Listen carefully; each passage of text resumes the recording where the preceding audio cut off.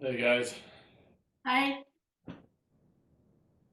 Yeah, maybe we should do a form. Maybe he play the accordion for us while we do the form. I like the accordion too. Okay, so I thought today Jack is going to be gone for the next 3 weeks because he's in Bali. In where? Bali, Oh, Bali, Bali. Bali. Wait, he didn't say anything. Is this like an emergency trip to Bali? It's an emergency run to Bali. Um, I don't know. I think he's just going on vacation. He and his wife. And Genevieve, I think, said she could not be here all week, I think, Yeah, actually, she's traveling with pineapples. with pineapples. So we're sort of, yeah, I saw that picture. So we're sort of moving into the summertime, and as you know, Already? yeah, I know. Well, at least the schedule wise, everybody's going to be going everywhere, so it makes it very hard to do a really coordinated series of classes because everybody's kind of everywhere.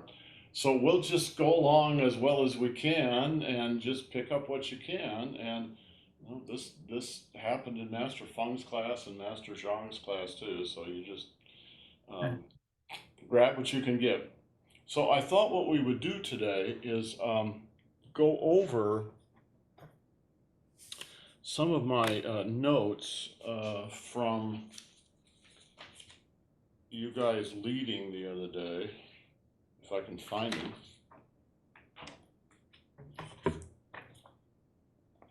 Yeah, I seem to recall that you didn't give me any feedback because you were focused on showing Stevie. Stevie Ray.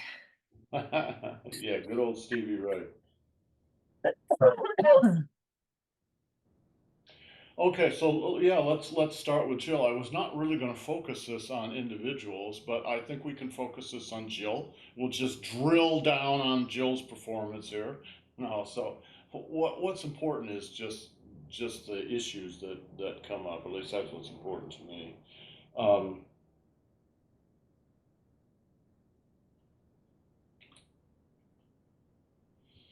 So the notes that I've got here, the first note that I've got is when you lead a class, it's actually a performance. Now, if you're lucky as a leader, you can also do your own practice, but that's not actually your first requirement. Your first requirement is to lead the rest of the students. They're the ones that are practicing. Mm. So if you're lucky, you can do both. So the whole past couple of weeks where we've been doing this, I haven't really done my own practice because I'm really sort of thinking about what I should do for you and what I should say and what I shouldn't say and et cetera, et cetera, et cetera. So teaching's a different thing than actually practicing yourself. Get a little practice in, but which is not to say that it's not important to do teaching. I think it's extremely important if you truly want to learn any of these things, Qigong, Tai Chi, um, bookbinding, right, accordion playing, anything like that, you got to learn it and then you got to start teaching it. And when you start teaching it, then you will truly start to learn it. This is when you have to figure out how to explain to somebody else what it is you're doing, that you ask yourself what you're really doing. And what happens for me anyway is it's a process. It usually takes, so we're going through this process in this class, where I'm also going through it now with the larger class on the weekends. So that'll be twice. But that's not enough. It's not enough to make me a good teacher in this. I'm not in my own mind a good teacher on this. I'm an okay teacher, but it's a process of learning how to teach, and it's probably going to take me about half a dozen times through this whole course of things before I lock it down, before I come to the place where I go, you know, all that stuff is great, but I don't want to talk about it right now. What I want to talk about is this, and then this, and then this, and then this. And develop also a sense of timing. You've got effectively maybe 45 to 50 minutes in an hour. One, you've got to fill that, but two, for me, I tend to overfill it. I don't do 50 minutes. I don't do 60 minutes. I'm doing 70 or 75 minutes. It's too much.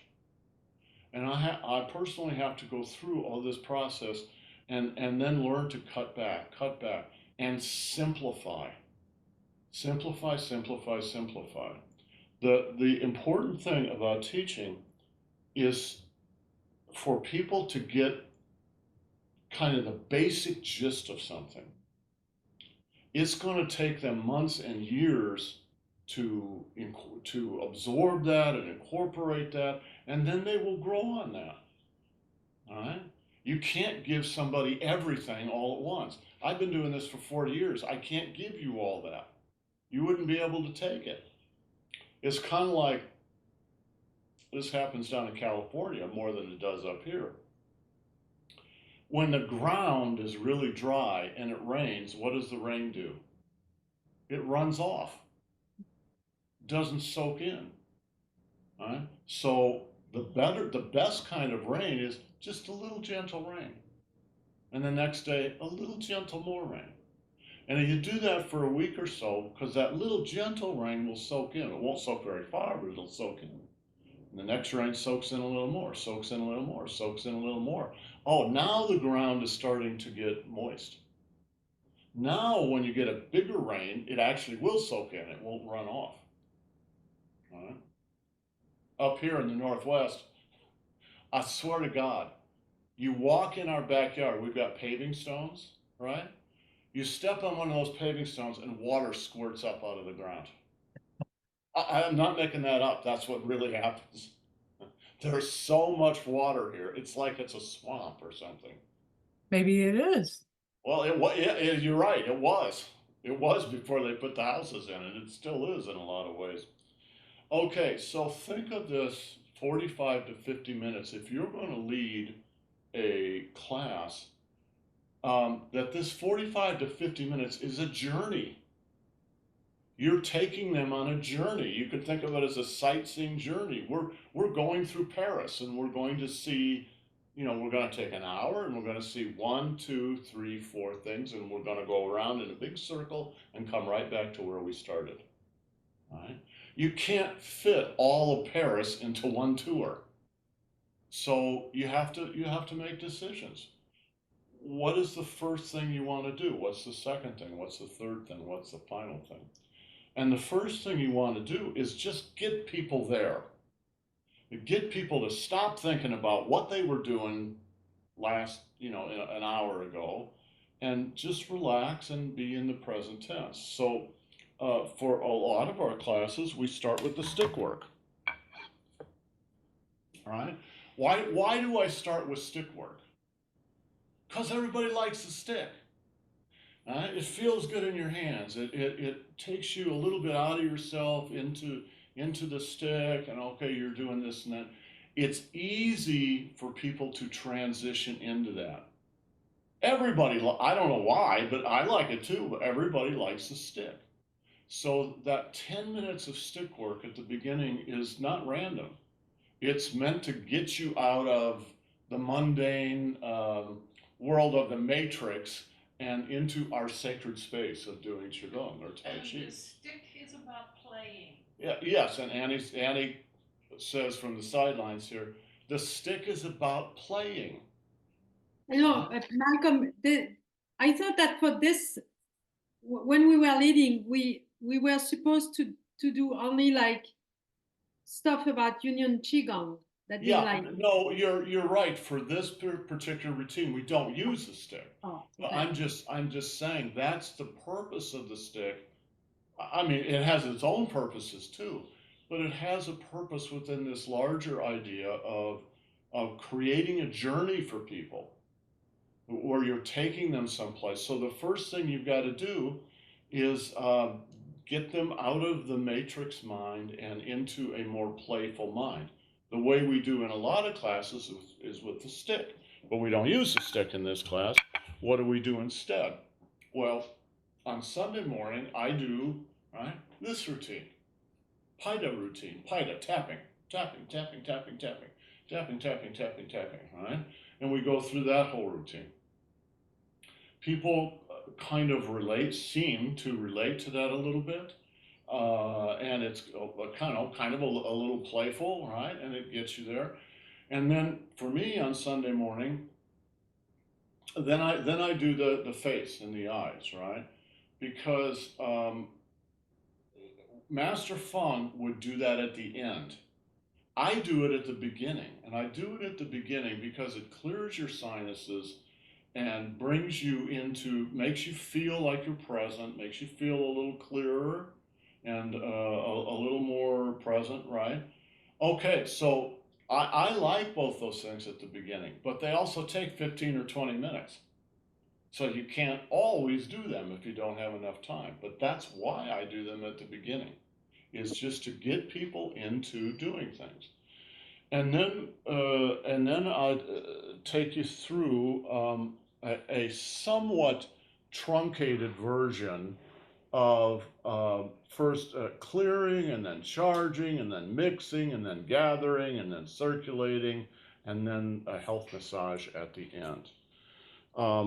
There are way more exercises than we can do in the time allotted during 50 minutes, right?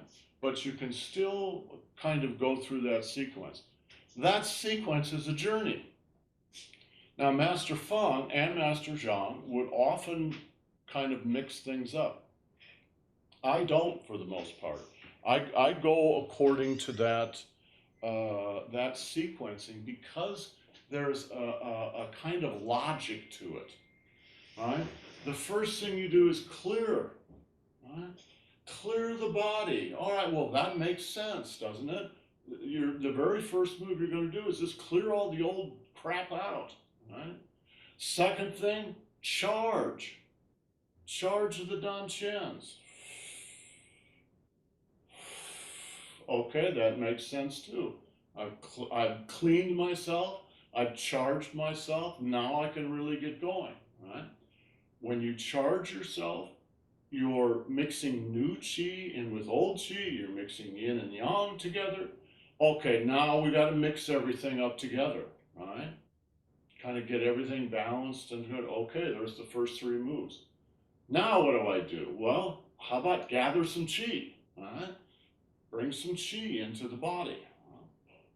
Okay, so we have 3, 4, 5 different moves. You're going to have to pick one or maybe two of those.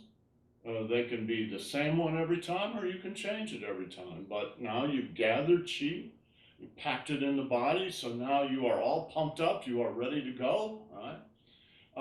Now what you want to do is circulate it.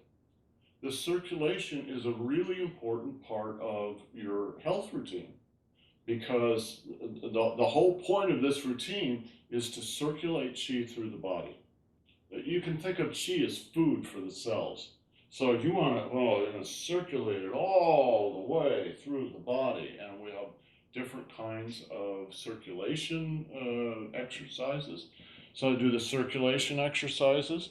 Often then after the circulation exercises, gathering and circulation, I'll do another mixing exercise. And then the final thing is the self-massage, all right? And if we had partners with us, all right, tell your partner to put his accordion down and have your partner come in and do your back for you, right? Having your back done is a really important thing too. Okay, so, and then some kind of closing. You don't just do this stuff and go, oh, okay, now we're done, we'll walk away. There's a kind of formality to these routines. And the purpose of the formality is to help you hold this sacred space.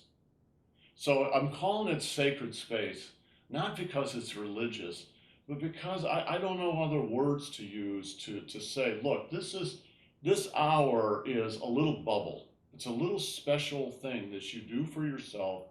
It's not out doing grocery shopping and going to work, and this is about helping yourself, doing something nice for yourself.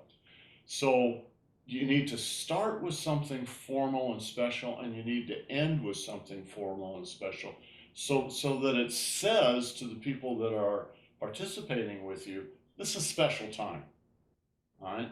It's earmarked away from the day-to-day, workaday world, right? So that's one of the reasons we do these three circles. That's why we start with these three circles. 1, 2,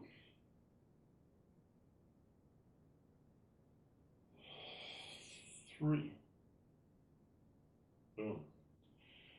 You think, well, that's just a little thing. Yeah, it's a little thing. But suppose I was saying this is a journey. Another way to say it is it's a story. How does every traditional story start? Once upon a time. That little phrase, it's like this.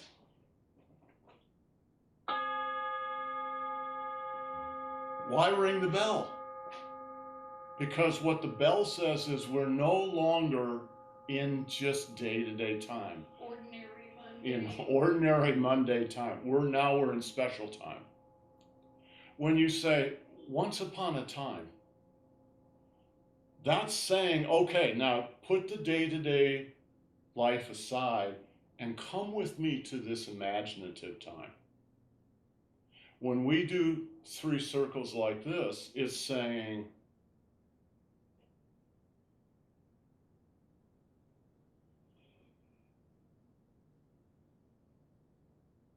for me personally, by the time I've done the third one of those, I'm not here anymore.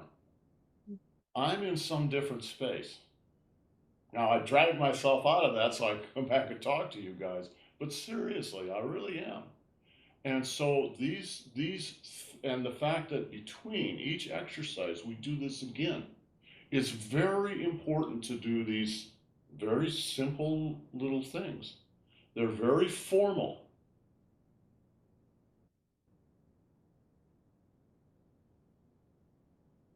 You can think of this 50 minutes you're creating, this hour you're creating, as a book, a travel book, right?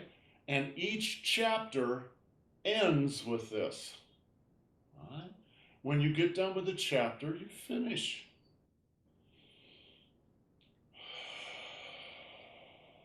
And you just rest quietly for a moment. And then you go on and you start a new chapter. And then you finish. There's a very formal structure that happens, which brings up the next subject. And what I'm going to explain now is something that is a classic storytelling technique. When you write, when you tell stories, when you create a movie, when you do an hour of exercise, you're creating a story. And this is a technique for creating stories. And it's called fence posting. Fence posting, what does that mean? All right, well, if you've ever been on a farm, you'll know all about fence posts, right? You've got a fence post, and then you put in another post, and then you put in another post, and you put in another post. And between the posts, you hang the rails, right? That's how you create a story, a space.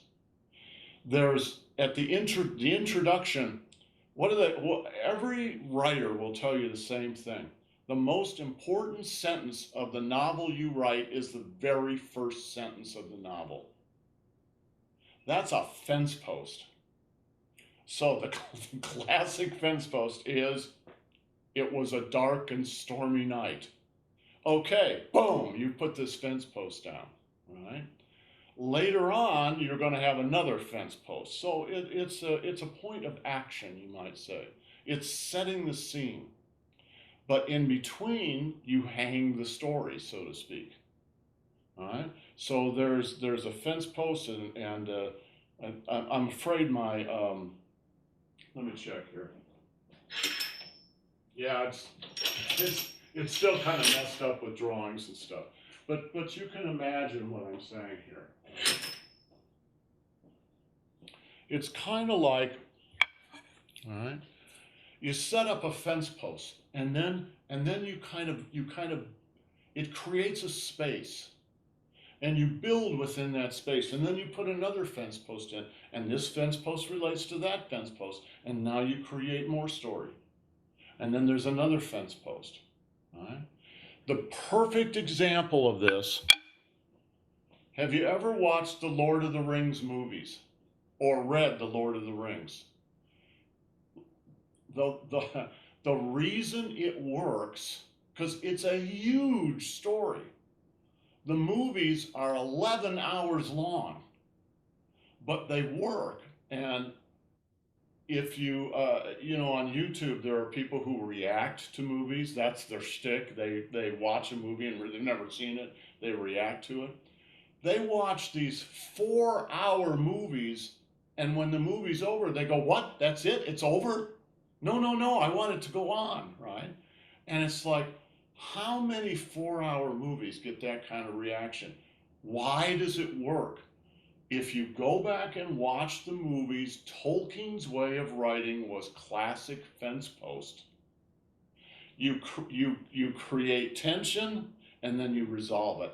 And then that resolution leads into more tension, and then you resolve it, and more tension, and you resolve it. It's fence post, fence post, fence post with the story strung in between.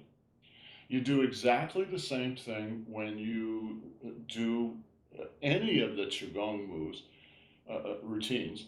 But this one in particular is like that. You can think of every one of these markers, when we do 3 times and we meditate, that's a fence post. Then we go on to the next move. And when it's done, we put another fence post in.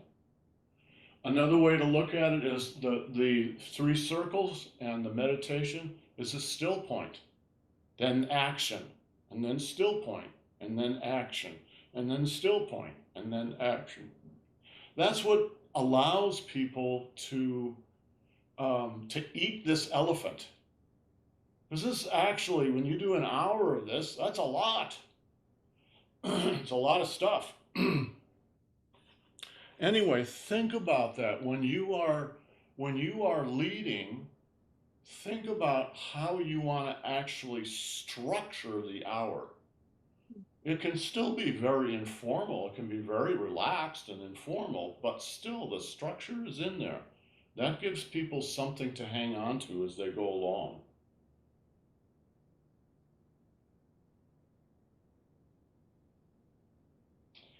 The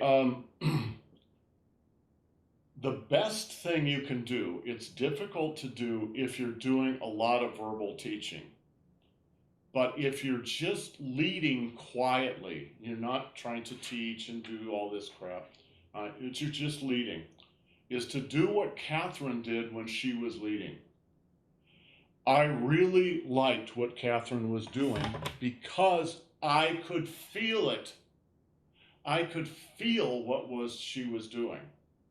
So Catherine complains, but the truth is she does it. And I don't complain. I just say that it's a technique. I mean, this technique is difficult for me, but I actually enjoyed structuring. I mean, I'm not sure that I structured the class, but I thought about it a lot. No, I could tell that you did, Catherine. I absolutely picked up on that. When I say complain, what I was referring to was your comment last week, that it was hard for you to do this energetically, and we were, hypothesizing that maybe it's because it's later in the day for you, where it's a lot earlier in the day for me and Jill and everybody else, right? That really does make a difference. So anyway, I didn't mean to say you were complaining, but No, no. just saying no, of course not. Um, just saying that when you lead, doing what Catherine did is the best way to do it because she was really doing it. She was really practicing. Now that seems to go sort of opposite to what I said at the beginning, where I was saying when I lead, I'm not practicing myself. That's because I'm talking. Like right now, I'm talking.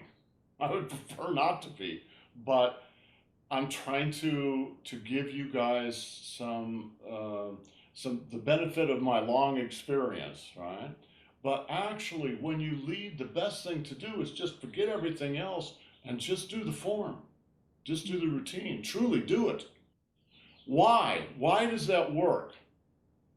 Because if you're really truly doing it, you you will create a vibe that everyone else will pick up on. They may not even quite consciously understand what's happening. But every person who leads creates a vibe. All right? That's a technical term, right? Your vibe, right? The vibration that you make. And if your own vibration is genuine and authentic, and you are truly doing your own version of this, they will feel that. They may not be able to say it out loud or even quite identify what's going on, but they will respond to that. Most of them will respond to that. All right. But that means that you need to have done what Catherine did. She thought about it and she designed and had the structure and the sequencing of what she wanted to do down. She already knew what she was going to do. She didn't have to worry about it because she already knew what it was going to be. All right. If you've done this for 40 years like me, then you probably don't have to worry about it. You can just come in and just do it. But that's only because you've done it 100 times before. All right. Don't come in to a leadership position without knowing what you're going to do. Or if you've got the experience, that's fine. But if you don't have the experience, you got to spend at least 10 minutes thinking about it and getting this together so that you're actually present when you do it and you're not wandering off trying to figure out what to do next. Okay, Can I what make a else? comment there? Yes. Well, as someone who did think a lot about it and had a plan, but somebody else decided to lead the class. No, what are you talking about, Jill? You. I Um, was trying to I basically had picked out a routine that was jumping over it, and you did your routine. So then it was like the rest of my routine was basically to try to compensate for spending more time. well, that's why after 10 Yes, minutes I quit and yes, I muted thank you. myself to give you room to do it, right? What you don't want to do is spend your time going over to a chart and going, okay, the next thing I got to do is this and that, Well, because it interrupts the vibe, all sure. right? So get that in your head first. Um, okay, so let's go on to Catherine here. And I hope you guys understand these as general comments. They're really not aimed at anybody in particular. These were just the things that came up in my mind while I was watching Jill or watching Catherine. But it But wasn't anyway, meant. we need feedbacks, otherwise we can't improve. Yeah, of course, absolutely. Um, anyway, what I liked about what Catherine was doing is she was nice and slow. There was no hurry up. So, for instance, Jack's not here, so we can talk about Jack behind his back, right? Jack was too fast. Yeah, He but he was was too. the first one. The He first was one he was the first, absolutely ought to be right. the first. Nevertheless, he was too fast. All right. Mm. His meditations were too short. which is another way of saying too fast. All right. When you're too fast like that, it doesn't let people sink into the routine. Let it just slow down. The truth is, you cannot do all this. You're just not going to be able to do it because you'd have to be running to do it. It's too fast. It's too much. So really, you pick about half this thing that I sent you, or maybe even less than half, maybe 40%.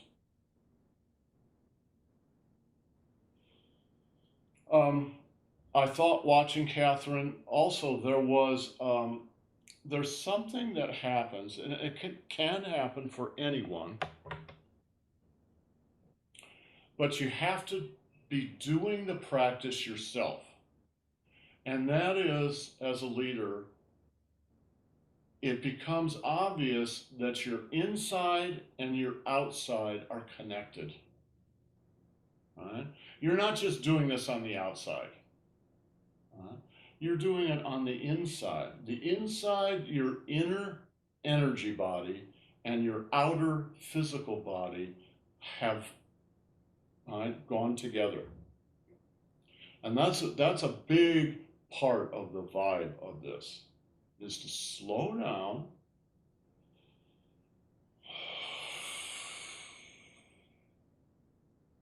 and let that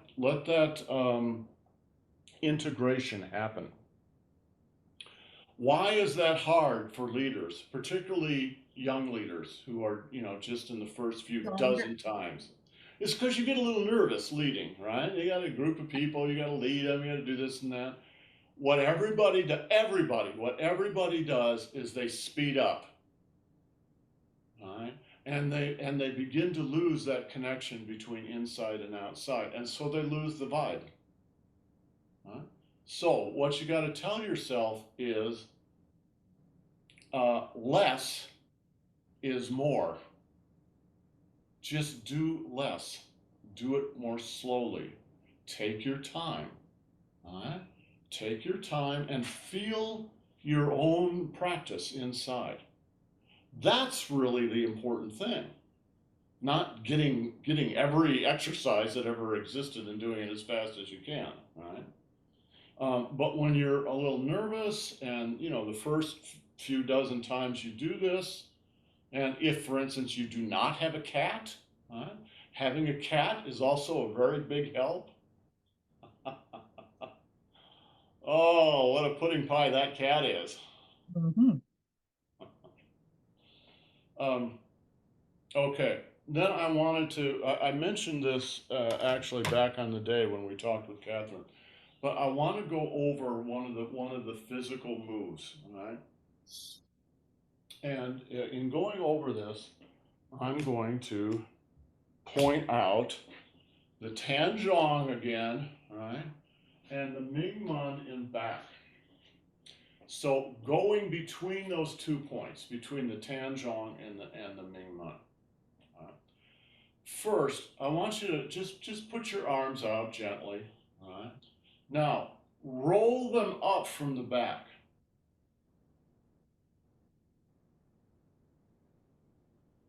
Feel that. All right. It's going up your back.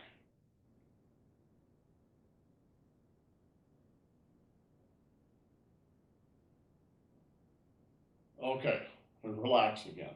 Now, roll them under.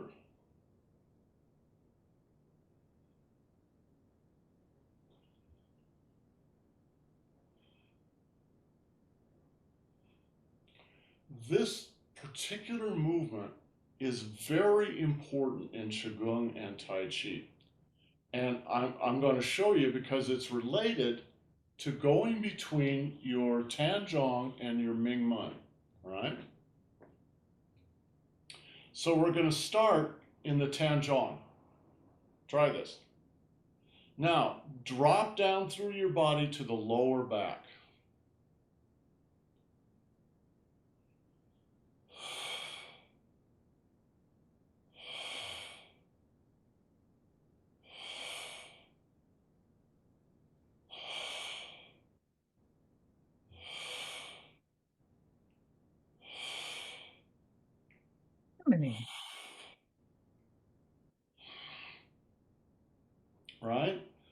This movement is very important in almost every move.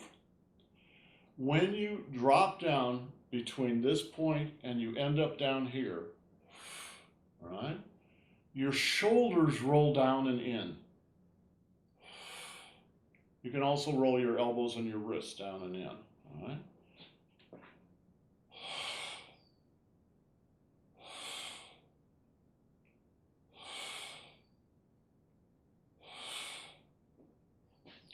Now, watch this exercise.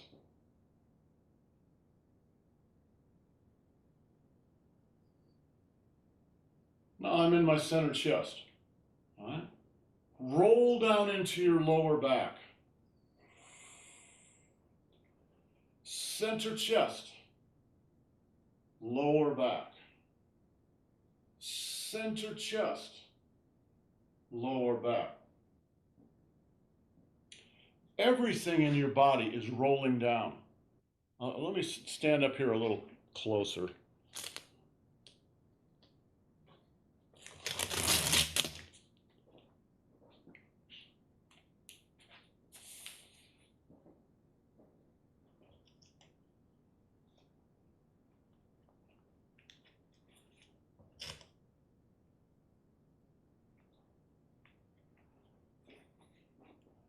All right.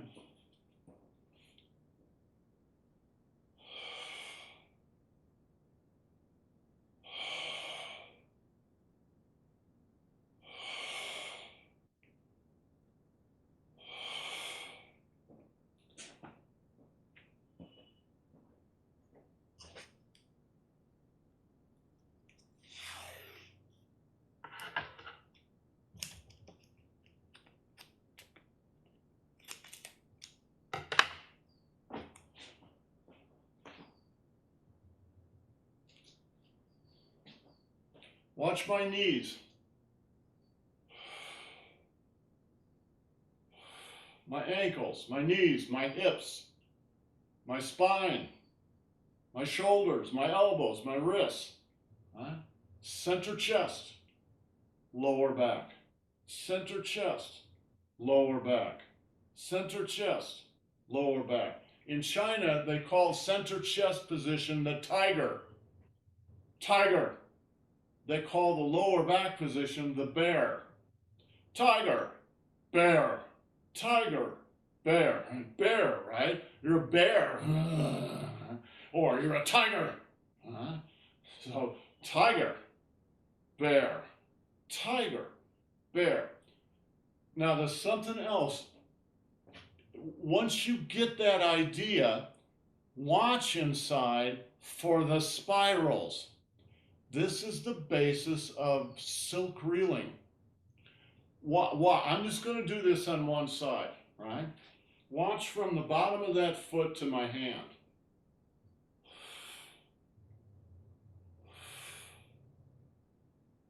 Everything is spiraling. It's not just my arm spiraling, it's also my trunk and my leg.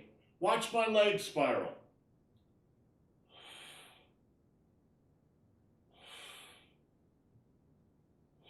Or the other side, right?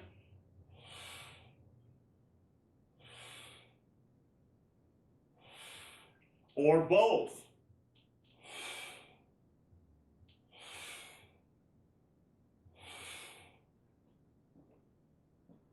Suppose two guys are attacking me, one on each side. Watch.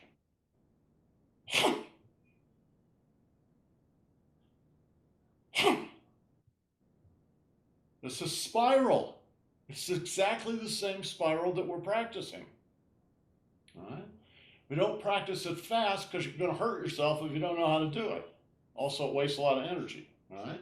You practice slowly.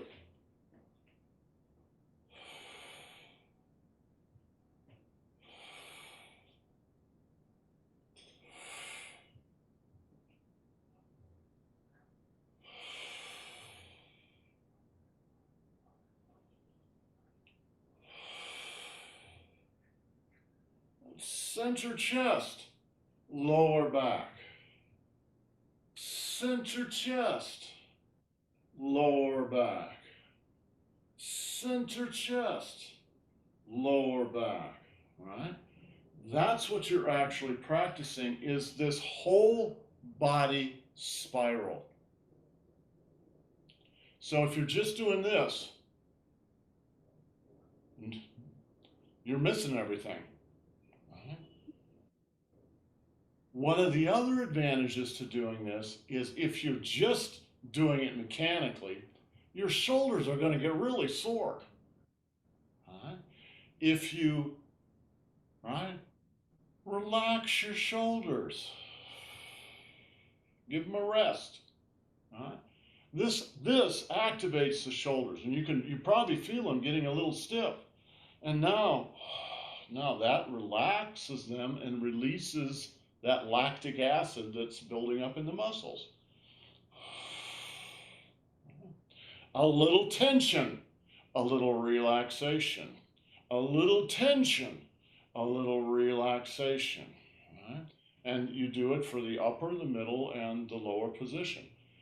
That's a fundamental principle, not just for this movement, but for every movement. But it's really, in this movement, it's very pure as to what it is. So how do you do it for the lower part? What do you mean the lower part? I mean, you have three levels. Okay. So let's go to the middle one then. The first thing is for all three positions, the upper, the middle, and the low, you still come up to your shoulders, all right? So from the lowest position,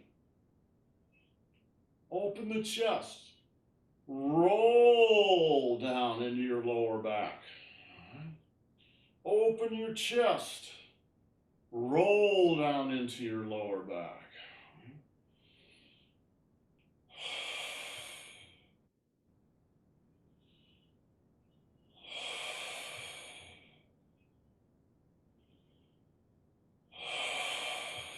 Can you hear my breathing? Breathe in, breathe out.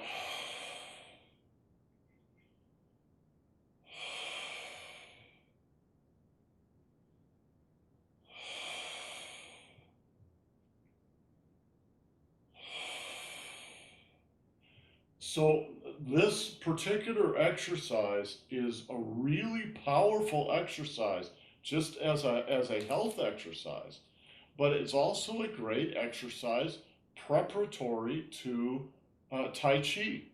So remember this move in the Tai Chi form, right?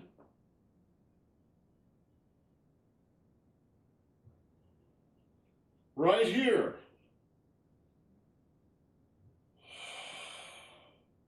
It's the same thing.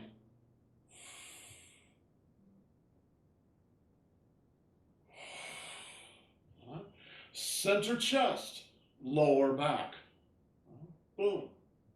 So Tai Chi is built on Qigong. When you're practicing Qigong, you should practice it for its own sake, but you're actually also practicing for Tai Chi. But not everybody does Tai Chi. And that was the middle part. And what about the lower part? So you go. Well, I was actually doing the lower part, clear down at the perineum, right? All the way up, roll down, all the way down.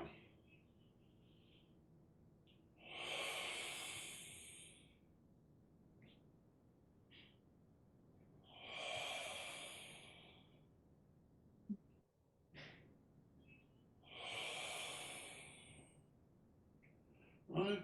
Roll. Now, when you do it, it might be much gentler than the way I'm demonstrating it right now. That's okay. As long as you know what you're doing and you're actually doing the roll, it's fine to be gentle with it. Right? It could just be like this.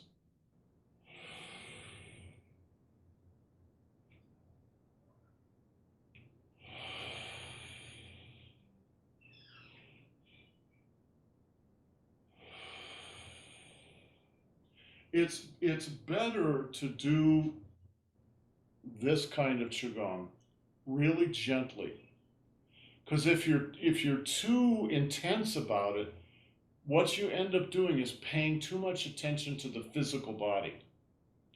Where if you're very gentle about it physically, then you can pay more attention to the energy body, right? Just to the flow inside, right? Feel the flow.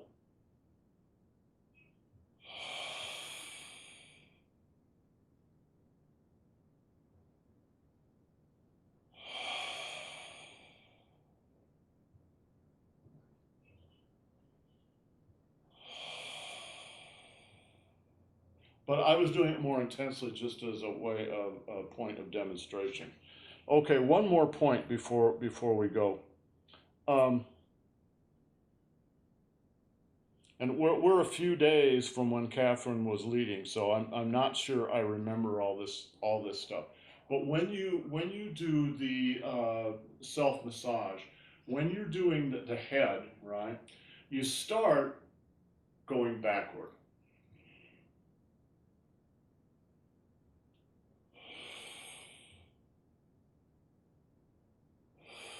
Nine times or 12 times, and then you go forward.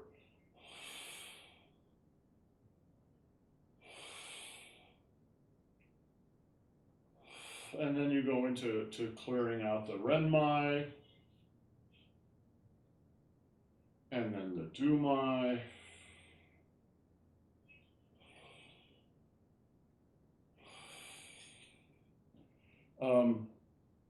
and then grabbing the chi and releasing. There are many ways to do this, but here's a way to do it.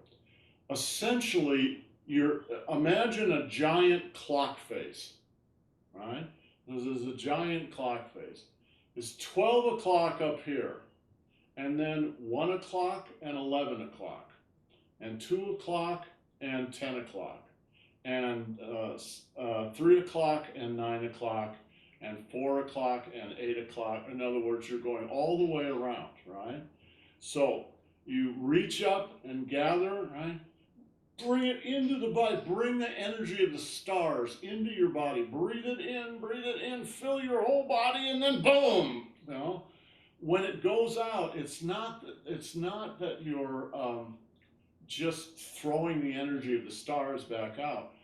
When you're bringing the energy of the stars in, that feeds your body, but it also picks up things in your body.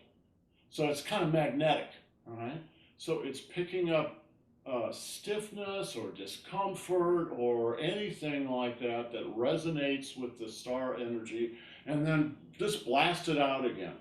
And then the sun, right? Sun energy. And then the energy of the wind, right? I love the energy of the wind. Then the energy of the horizon, all 360 degrees, right? This is for what's called a central equilibrium, Zhongding, right? When you bring that energy in, it really helps you feel your center pole, and man, you are rooted in the earth, right? And then all of life that lives on the face of the earth, right? And then water, all the water in the earth. And then finally the stone of the earth itself, into the skeletal system. And then 3 circles.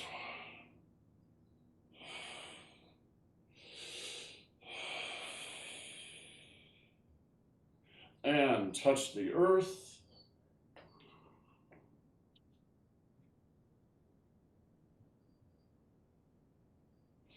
And close your pores, and etc. So why do we touch the earth? What? Grounding. Well, to ground yourself, yes. I've actually read people saying you shouldn't touch the earth. You shouldn't worship the earth. It's not about worshiping the earth. It's about remembering the earth and honoring the earth. the earth we stand on and out of which our bodies grew. All right, so touching the earth is a way of remembering. There's also a reference, you may know if you've done any work in Buddhism, to the Buddha touching the earth. Why did the Buddha touch the earth? On the night of his enlightenment, he went through that whole rough night where he was tempted by the devil, Mara, right? And then he finally reached enlightenment. And Mara challenged him, how do I know you're enlightened? Who will stand witness for you? And the Buddha put his fingers on the earth and he said, the earth itself calls to witness. All right? That's why we touch the earth. Okay, guys, have yourselves a great day. We'll see you tomorrow. Ciao. I was going to tell him. Oh, what? I was going to tell you, when we're doing the Qigong and we're releasing tension, I always have this image that the tension is made out of steel wool. Okay. And then the chi is magnetic. Uh-huh. And it literally just Picks pulls it up. Yes, and I see it in my mind's eye. I like that. The little black, corroded clouds of steel wool, like Brillo pads. That kind of imaginary feeling is a great thing to do. Whatever imagining works for you, and that's a good one. I like that one. You use that one. Thank you, Annie. Okay, guys, we'll see you tomorrow. Ciao.